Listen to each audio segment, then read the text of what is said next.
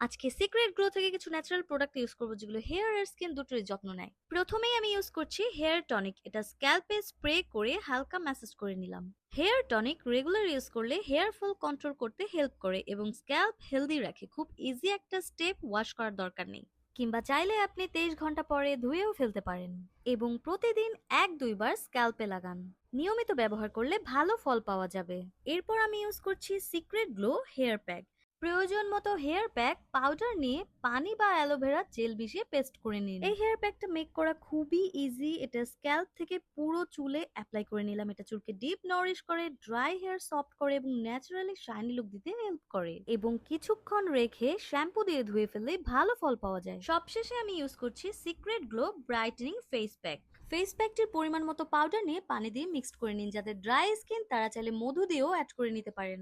এই পেস্টটা তৈরি করাও খুব ইজি। এরপর পুরো ফেসে সুন্দর করে মিক্সড করে নেবেন। এই ব্রাইটেনিং ফেস প্যাকটি মুখকে ক্লিন, ফ্রেশ আর গ্লোয়িং লুক দিতে খুব হেল্পফুল। রেগুলার ইউজ করলে স্কিন ন্যাচারালি ব্রাইট দেখায়। এরপর আমি পুরো ফেসে সুন্দরভাবে মিক্সড করে নিলাম। প্রথমে দেখতে ভূতের মতো লাগলেও ওয়াশ করার পর অসম্ভব সুন্দর লাগবে। এন্ড আপনারাও চাইলে সিক্রেট গ্লো থেকে এই সুন্দর হেয়ার এবং ফেস কম্বোটি অর্ডার করে ফেলতে পারেন। দেখতেই পাচ্ছেন আমার ফেসটা কতটা সুন্দর গ্লো আর চুলগুলো কতটা স্মুথ অ্যান্ড শাইনি লাগছে।